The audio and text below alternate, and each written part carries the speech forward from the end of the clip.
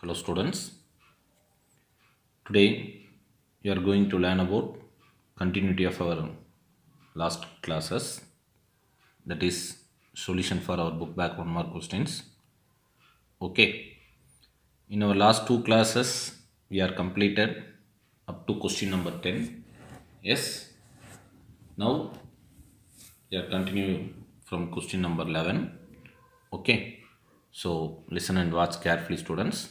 Let's begin our class. Students, see the question number 11. Okay, when the object is moving at constant velocity, when the object is moving at constant velocity on the rough surface. Okay, this is the question here. What is the question for this one? That is the net force acting on the object. Okay, what is the net force acting on the object? In the object net force எப்படி இருக்குங்கிறதா இங்கே question. This question is similar to the question number 9. Okay, this question is similar to the question number 9.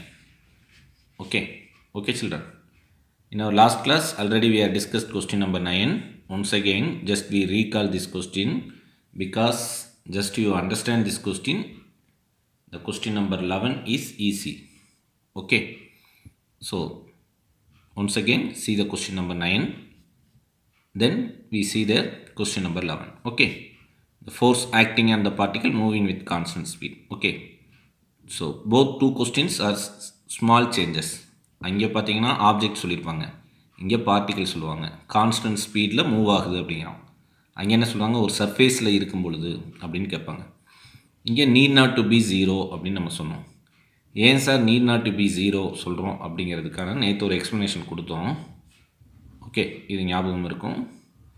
This is expression for force F is equal to ma அப்படிங்கிறது நம்ம Newton second லாலேருந்து சொன்னால் acceleration ஜீரோவாக இருக்கலாம், velocity கான்ஸ்டன்ட்னா acceleration zero, maybe force ஜீரோவாக இருக்கலாம். Okay, need not to be zero ஏன் அப்படின்னு நம்ம சொல்கிறோம் அப்படின்னா, ஃபார் எக்ஸாம்பிள் கான்ஸ்டன்ட் ஸ்பீடில் விங்கிற ஸ்பீடில் ஒரு ஆப்ஜெக்ட்டு பாசிட்டிவ் எக்ஸ் ஆக்சிஸில் மூவ் ஆகுதுன்னு வச்சுக்கோங்க. an object moving with speed v in positive x direction. You know one here the surface are there.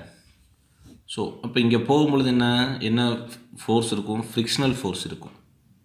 Okay, அப்போ அந்த ஃப்ரிக்ஷனல் ஃபோர்ஸ் என்னவாக இருக்கும், மேக்ஸிமம் கைனெட்டிக் ஃப்ரிக்ஷனாக இருக்கும், எஃப்கே மேக்ஸிமம் இருக்கும். ஒய் சார், ஏன்னா move ஆகணும் அப்படின்னா கண்டிப்பாக இந்த ஃப்ரிக்ஷனல் ஃபோர்ஸை விட அதிகமாக கொடுத்தா தான் இங்கே மூவ் ஆகும். ஸோ அப்போ கான்ஸ்டன்ட் ஸ்பீடில் போனாலும் இங்கே என்ன இருக்குங்க, இது இருக்குங்க, ஃபோர்ஸ் இருக்குது. ஓகே, பட் கொஸ்டின் இங்கே என்ன கேட்குறான் அப்படின்னா, நான் 11th ஒன்றில் நெட் ஃபோர்ஸ் தான் கொஸ்டின். ஓகே, ஸோ இப்போ இந்த கொஸ்டின் நீங்கள் அண்டர்ஸ்டூட் பண்ணிக்கலாம். ஸோ மேக்ஸிமம் அப்போ வெலாசிட்டிஸ் கான்ஸ்டண்ட்டாக இருந்தாலும் ஃபோர்ஸ் உள்ளே இருக்கும், ஜீரோவாக மாறாது, ஃபோர்ஸ் ஜீரோவாகாது. எப்போ சார் ஜீரோ ஆகும் அப்படிங்கிறதான் நம்மளுடைய question. Okay, are able to understand students? Just you differentiate question number 9 and 11 நீங்கள் differentiate பண்ணால் தான் நமக்கு அது புரியும். Okay, back to the, so this is the answer for question number 9. Then back to the question number 11. Okay, so same concept இங்கே நம்ம கொண்டு வரோம். Okay, so here see the option first one, that is net force on the object is 0. No force act on the object, only external force act on the object, only kinetic friction act on the object. Okay, answer is net force act on the object is 0. Net force on the object is 0. How sir அப்படின்னு நம்ம சொல்லும் பொழுது பார்த்திங்கன்னா, for example same one diagram, that object will be move. இப்போ move ஆகும் பொழுது இங்கே என்ன ஃபோர்ஸ் இருக்கும், suppose this is applied force F. அப்போ ஆட்டோமேட்டிக்காக என்ன ஃபோர்ஸ் கொடுத்தோன்னே ஆப்ஜெக்ட் மூவ் ஆகுது in positive x axis, like a positive x axis. The frictional force is produced automatically in which direction, opposite to the applied force. This is maximum static friction, kinetic friction நம்ம எடுத்துக்கிறோம், ஏன்னா object மூவிங்கில் இருக்குது. Okay, so what is net force, that is F is equal to these two forces, applied force plus maximum kinetic friction. Okay, so இது ரெண்டையும் add பண்ணும்பொழுது என்ன வரும்? இங்கே 0 ஆகும். எப்படி சார் 0 ஆகுது அப்படின்னு நம்ம பார்த்தோம்னா, நெட் ஃபோர்ஸ் 0 பிகாஸ் இந்த டைரெக்ஷன் எப்படி இருக்குது பாருங்கள். ஒன்று பாசிட்டிவ் எக்ஸ் ஆக்சிஸில் இருந்தால் இது நெகட்டிவ் எக்ஸ் ஆக்சிஸில் இருக்குது. So magnitude both are same, but automatically direction opposite 0 சொல்லலாம். ஓகே, ஸோ இப்போ இது ஒரு concept. Same from Newton second law, we know Newton second law, that is F is equal to ma. Okay, F is equal to ma. Here constant velocity, இப்போ இது ஒரு method. நம்ம என்ன சொல்கிறோம்னா கான்ஸ்டன்ட் வெலாசிட்டின்னு நம்ம சொல்கிறோம். அப்போ கான்ஸ்டன்ட் வெலாசிட்டியில் மூவ் ஆகும் பொழுது நெட் ஃபோர்ஸ் என்னவாக இருக்கலாம்? 0வாக இருக்கலாம். So this is net force. எப்போ கான்ஸ்டன்ட் வெலாசிட்டி சொல்கிறோம்? That acceleration, that is a is equal to dv by dt. Okay, that velocity is constant, v is constant. So எந்த ஒரு constant டைமை டிஃப்ரென்ஷியேட் பண்ணிங்கன்னா v constant, தென் v கான்ஸ்டண்ட்டாக எடுத்துக்கிட்டோம்னா a ஆட்டோமேட்டிக்காக 0 ஆகும். acceleration becomes 0 because velocity is constant. இப்போ velocity constant அப்படின்னா acceleration is 0. இப்போ m into 0 ஆட்டோமேட்டிக்காக f is equal to 0. So net force is 0. So net force acting on the object is 0. Okay, so this is one method, this is one method. Okay, this is the two method to find the solution of this problem. Okay, so answer is option A. Net force on the object is 0. Okay, that's all. See the next one, that is question number 12. When an object is at rest on the inclined rough surface. When an object is at rest on the inclined rough surface, here option is two type of friction எப்படி இருக்கும் அப்படிங்கிறது கேட்குறாங்க. Static ஃப்ரிக்ஷனும் kinetic ஃப்ரிக்ஷனும் எப்படி இருக்கும்? Okay, so இதுவும் பார்த்தீங்கன்னா based on diagram. Okay students, so இதுக்கு நான் எந்த டயக்ராம் எடுத்துங்கன்னா கொஸ்டின் நம்பர் 10 இருக்கிற டயக்ராமை நம்ம சூஸ் பண்ணிக்கலாம். Okay, just you imagine this diagram. Okay, this is inclined surface that like its object at rest. Okay, object ரெஸ்ட்டில் இருக்கும் பொழுது, அப்போ ரெஸ்ட்டில் இருக்கணும்னா இங்கே என்ன இருக்கணும்? கைனெட்டிக் ஃப்ரிக்ஷன் ஸ்டாட்டிக் ஃப்ரிக்ஷனோட டெஃபினிஷன் கிளியராக உங்களுக்கு தெரியணும். What is kinetic friction, what is static friction? Static friction என்ன? To opposing the force. ஃப்ரிக்ஷன்னாவே உங்களுக்கு தெரியும். You know what is mean by friction? Friction is the opposing force. எதை அப்போஸ் பண்ணுது? ஒரு ஆப்ஜெக்ட்டு மூவ் ஆகிறதுக்கு இனிஷியேட் பண்ணுறது, அப்போஸ் பண்ணக்கூடிய அந்த அப்போசிங் ஃபோர்ஸுக்கு பேர் தான் ஸ்டாட்டிக் ஃப்ரிக்ஷன் சொல்லுவோம். அதே ஒரு ஆப்ஜெக்ட் மூவ் ஆகும்பொழுது அப்போஸ் பண்ணுறதுக்கு என்ன பேர் சொல்லுவோம்? Kinetic friction. Okay, so this is the definition for kinetic and static friction. Okay, here question is when the object at rest on the inclined rough surface. Okay, so இப்போ இங்கே இந்த டயக்ராமில் இருக்கிற மாதிரி object ரெஸ்ட்டில் இருக்குது. அப்போ ரெஸ்ட்டில் இருக்குனாவே இங்கே என்ன இருக்கணும்? கைனெட்டிக் ஃப்ரிக்ஷனை பற்றி நம்ம திங்க் பண்ண வேண்டாம். கைனெட்டிக் ஃப்ரிக்ஷன் என்னவாக இருக்கும்? 0வாக இருக்கும். ஏன் சார்? ஆப்ஜெக்ட் மூவிங்கில் இருந்தால் தான் நம்ம கைனெட்டிக் ஃப்ரிக்ஷனுங்கிற கான்செப்டே சொல்லணும். ஸோ இங்கே கைனெட்டிக் ஃப்ரிக்ஷனை பற்றி நம்ம சொல்லவே வேணாம். Kinetic friction is 0. அப்போ ஸ்டாட்டிக் ஃப்ரிக்ஷன் எப்படி இருக்குது சார்? ஸ்டாட்டிக் ஃப்ரிக்ஷன் இருக்குது. ஸோ அதுதான் இங்கே டயக்ராமில் காட்டுறோம். So mg sin theta, this is the component for downward gravitational force. This is maximum static friction. So இந்த ரெண்டும் ஈக்குவலாக ஆக்ட் ஆகிட்டு இருக்கிறனால தான் ஆப்ஜெக்ட் இங்கே ஸ்டேபிளாக ஒரு இடத்துல இருக்குது, ரெஸ்ட்டில் இருக்குது. ஓகே, சப்போஸ் இப்போ மூவ் ஆகணும்னா நம்ம இந்த ஃபோர்ஸ் மேக்ஸிமம் பண்ணும்பொழுது ஆட்டோமேட்டிக்காக ஸ்லைடிங் ஆக ஆரம்பிக்கும். ஓகே, ஸோ அதை தான் நம்ம சொல்கிறோம். Are able to understand students? So என்ன சொல்கிறாங்க இங்கே? அப்போ எது இருக்கும்? கைனெட்டிக் ஃப்ரிக்ஷன் இருக்கும். சரி, கைனெட்டிக் ஃப்ரிக்ஷன் 0, ஸ்டாட்டிக் ஃப்ரிக்ஷன் இருக்கும். ஓகே, ஸோ அதை எங்கே இருக்குது பாருங்கள் ஆப்ஷனில். The static, see the option, first option in question number 12. Static and kinetic friction acting on the object is 0. No, because kinetic friction only 0. Static friction is not 0. Okay students, see the second one. The static friction is 0 but kinetic friction is not 0. Okay, it's also wrong because both are interchange. Yes. So see the option C. Static friction is not zero. It's a correct, and the kinetic friction is zero. Yes. So this is the answer. Option D. The static and kinetic friction is not zero. So it's a wrong. Okay. Suppose one small modification for this in this question. When the object is at move on the inclined plane, just ரெஸ்ட்டை neglect பண்ணிவிட்டு move அப்படிங்கிற ஒரு word கொடுத்துட்டாங்கன்னு வச்சுங்க. What is the answer? Option B is answer. Okay, so புக்கில் இருக்கிற மாதிரி கேட்டால் ஆப்ஷன் சி வந்து ஆன்சர். இந்த ரெஸ்ட் எடுத்துகிட்டு motion on the inclined of surface அப்படின்னு சொன்னால் answer is option B. Okay, just you differentiate these question, students. Okay, that's all. See the next one, that is question number 13. See the question number 13. The centrifugal force appears to exist. The centrifugal force appears to exist. Okay, so நமக்கு already familiar one. Centrifugal force, it's not a force. முதல் நம்ம அதை clear தெரிஞ்சுக்கணும். Okay, it's a pseudo force. Okay, pseudo forceங்கிறது என்ன? நம்ம illusion அப்படின்னு கூட சொல்லலாம். இருக்குது இல்லை அந்த மாதிரி சொல்கிறோம் பார்த்தீங்களா, ஒரு இல்யூஷன் மாதிரி தான். எதை வச்சு சொல்கிறோம்? Based on centripetal force. Okay, simply we say centrifugal force it's like a inertia of direction அப்படி கூட சொல்லலாம். Inertia of direction.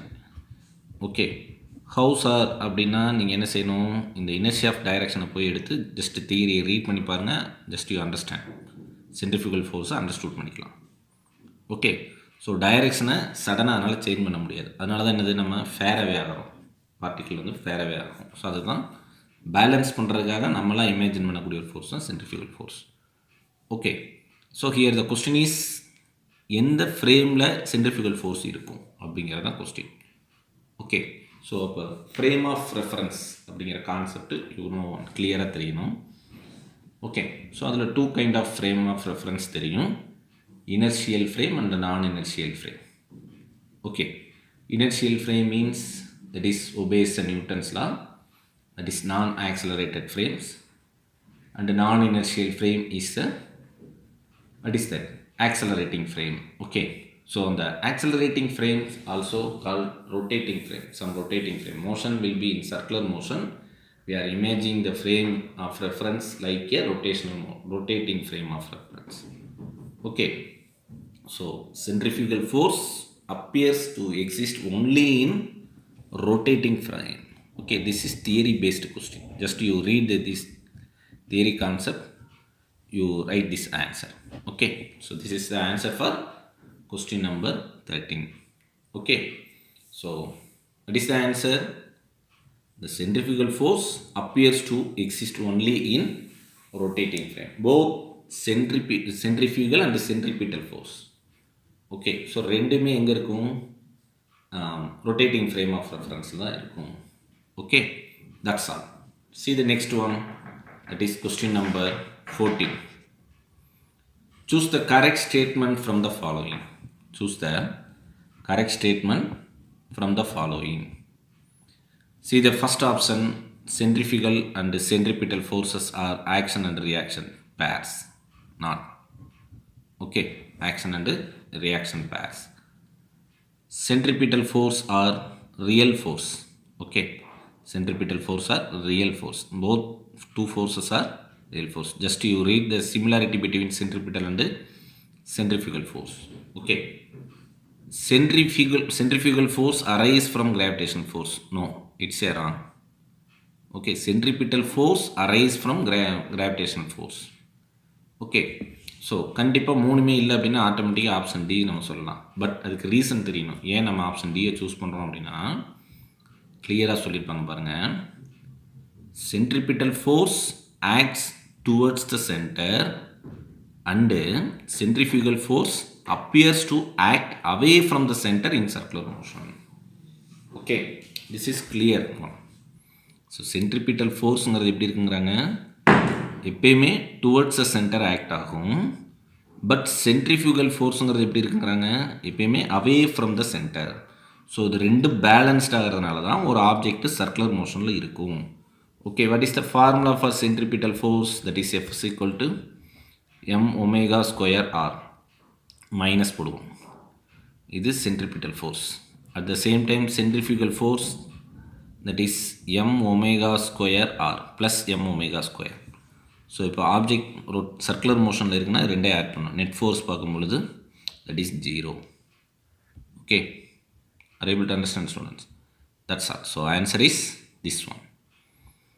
See the next one, that is question number 15 and last 1 mark.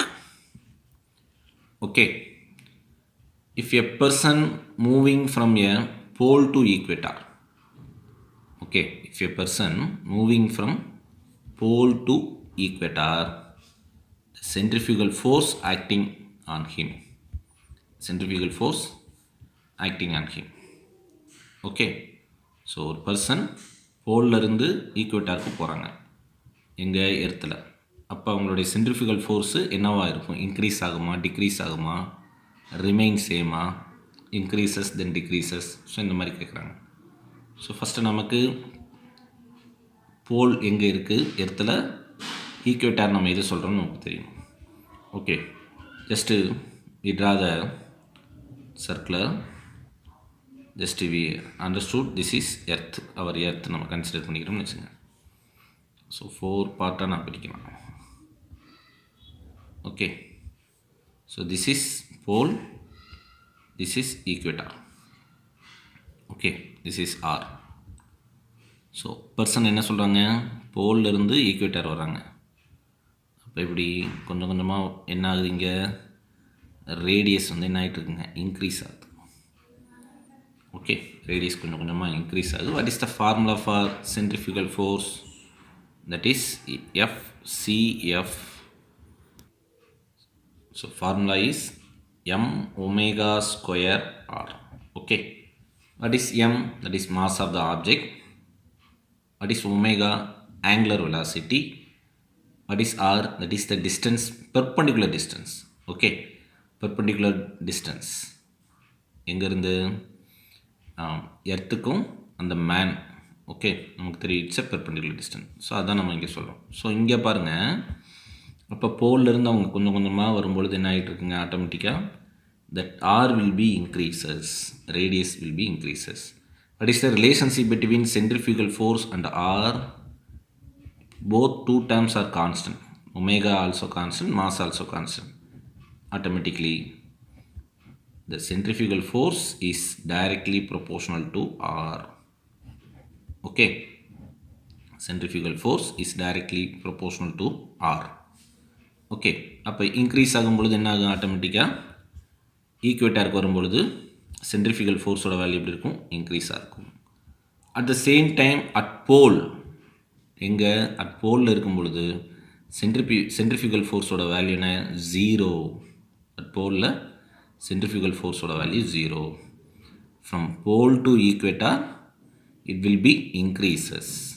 Okay, so எங்கேருந்து எங்கே வர்றோம், centrifugal force போல்லேருந்து ஈக்குவேட்டாருக்கு வரும்பொழுது increase ஆகும், at போலில் 0. Okay, are able to understand, students? That's all. So students, our book back 1 more question is over. Okay, just you copy all the book back 1 mark questions in your notebook. Okay, that's all.